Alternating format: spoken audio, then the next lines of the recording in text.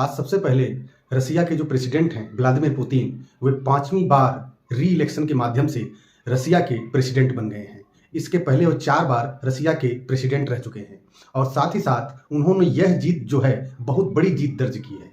इनको लगभग 88% वोट मिले हुए हैं और साथ ही साथ इन्होंने जो है अमेरिका और वेस्ट के जो देश हैं, जो पाश्चात्य देश हैं और जो उनका सैन्य संगठन है नॉर्थ अटलांटिक ट्रीटी ऑर्गेनाइजेशन, जिसे शॉर्ट फॉर्म में नाटो कहा जाता है, उसको व्लादिमीर पुतिन ने ये चेतावनी भी दी है, अगर इन देशों ने या नाटो ने इंटरफेयर किया यूक्रेन के अंदर तो तीसरा विश्व युद्ध कभी भी शुरू हो सकता है। ये खुली चेतावनी व्लादिमीर पुतिन ने जो है पाश्चात्य देशों को दी है और उनके इस इलेक्शन के जीत जाने का यह भी मतलब है कि उनके घरेलू राजनीति के अंदर उनसे बड़ा कोई नेता नहीं है।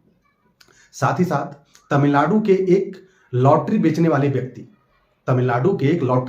व्यक्ति मार्टिन सेंटियागो ने जो है इलेक्टोरल बॉन्ड के माध्यम से 1368 करोड़ रुपए राजनीतिक पार्टियों को चंदे के रूप में दिया है 2019 और 2024 के बीच में। और ये एक ऐसे इंसान हैं जो कि एक चाय बेचते थे, पहले टी सेलर हुआ करते थे, लेकिन टी सेलर के बाद इन्होंने लॉटरी में काम करना शुरू किया। फिर इन्होंने लॉटरी के नाम से एक अपना बिजनेस स्थापित कर लिया और जिसमें से 1368 करोड़ इन्होंने राजनीतिक पार्टियों को दिया हुआ है। ये जो डिटेल आई है इलेक्शन कमीशन ऑफ इंडिया ने आज बताया है और उन 1368 करोड़ में से 509 करोड़ जो है तमिलनाडु की राजनीतिक पार्टी डीएमके को मिला हुआ है और डीएमके के जो नेता हैं एमके स्टालिन, वो इस समय तमिलनाडु के मुख्यमंत्री भी हैं।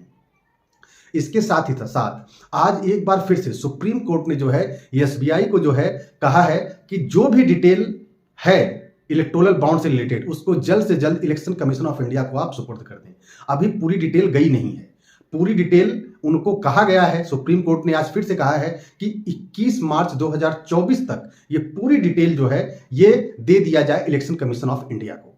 और साथ ही साथ जैसा कि 2 दिन पहले 2024 के लोकसभा चुनाव का नोटिफिकेशन आ चुका है, अब उस नोटिफिकेशन के बाद से पूरे देश में सरकार का नहीं, चुनाव के माध्यम से इलेक्शन कमीशन का राज्य होगा। तो इलेक्शन कमीशन ने आज पहले ही झटके में लगभग 6 राज्यों के होम सेक्रेटरी को रिमूव कर दिया है, उनको ड्यूटी से हटा दिया है। और साथ ही साथ पश्चिमी बंगाल के जो टॉप कॉप हैं, मतलब वहां के जो सबसे बड़े अधिकारी हैं पुलिस के पूरे वेस्ट बंगाल के, उनको भी हटा दिया गया है। साथ ही साथ बंगाल में आए दिन हमेशा हिंसा में होती रहती है, चुनाव में तो और हिंसा होती है। ये स्टेप केवल वेस्ट बंगाल के लिए नहीं है, ये इलेक्शन कमीशन ने उत्तराखंड, उत्तर प्रदेश, गुजरात, हिमाचल प्रदेश, महाराष्ट्र, इन सब के यहाँ के होम सेक्रेटरी को हटा दिया है।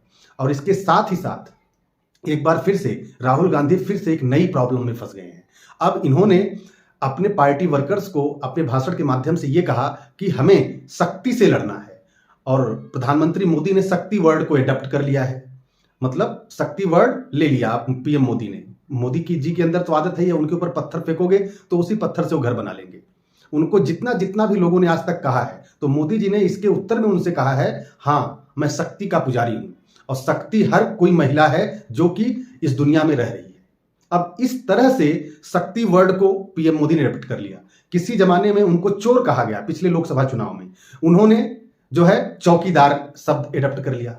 अभी हाल में ही लालू प्रसाद यादव ने एक रैली में जो है पीएम मोदी को जो है बिना परिवार वाला कहा था कि इनके पास तो अपना खुद का परिवार ही नहीं है। फिर उसके बाद पूरा देश ही मोदी जी का परिवार हो गया। जितने भी उनके समर्थक थे सभी लोगों ने मोदी के सपोर्ट में पोस्ट डालने शुरू कर दिए। जब इन विपक्षी नेताओं को पता है कि मोदी जी इस तरह से काम कर रहे हैं कि जो आप उनके लिए, उनको क्रिटिसाइज करने के लिए, उनकी आलोचना करने के लिए जो चीजें आप उनको देंगे वो उसी से अपना चुनाव प्रचार का हथकंडा अपना लेंगे। तो ऐसी टिप्पणी ये लोग करते क्यों हैं?